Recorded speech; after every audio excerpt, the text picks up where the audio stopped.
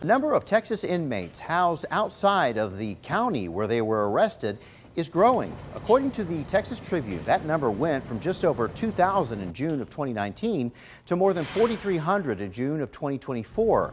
And the number of counties relying on outsourcing has grown between 2010 and 2024.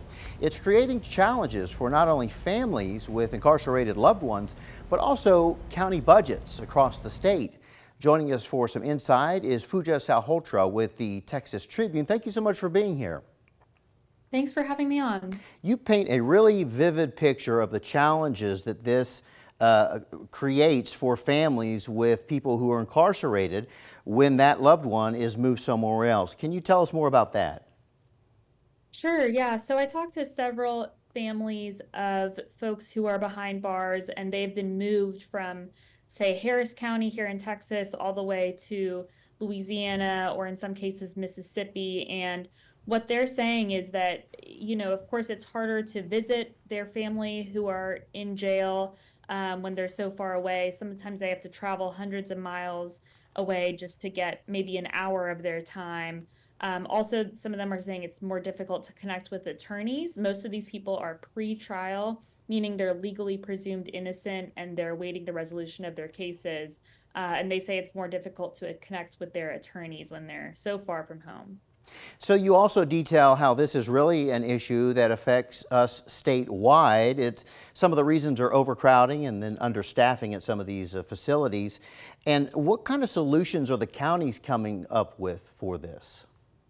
Yeah, so different counties are trying different things. One is they're really trying to ramp up their recruitment and retention efforts because, like you said, understaffing is a big problem. So if you don't have enough corrections officers in a jail, then you are forced almost to send people to other jails. So they're trying to increase the salaries or just offer some sort of retention benefits. Other counties are also creating more courts to actually expedite the court system. Many counties are still dealing with a huge caseload from the COVID-19 pandemic. So just trying to expedite that process so that people are not waiting so long in jail. You know, one of the things that struck me is reading about how expensive it really is to transfer somebody from one jail to a jail in another state, say, and this is really impacting budgets for small communities, big communities alike.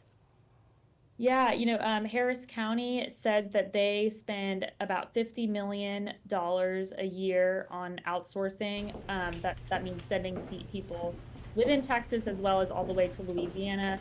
Smaller counties are also spending huge amounts of money. So Pooja, are there any state lawmakers or any other groups that are like trying to affect change in this?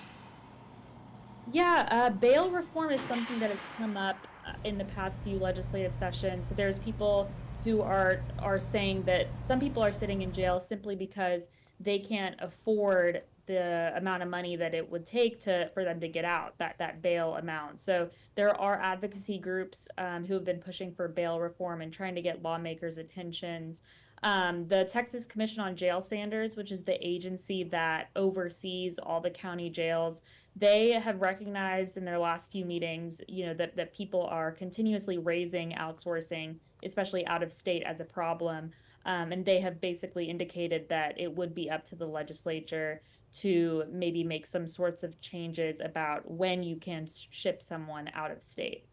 All right, thank you so much. And you can find Pooja's report on the Tribune, Texas Tribune website. It really is an eye-opening report. Thanks for joining us, Pooja. Appreciate it. Thanks for having me on.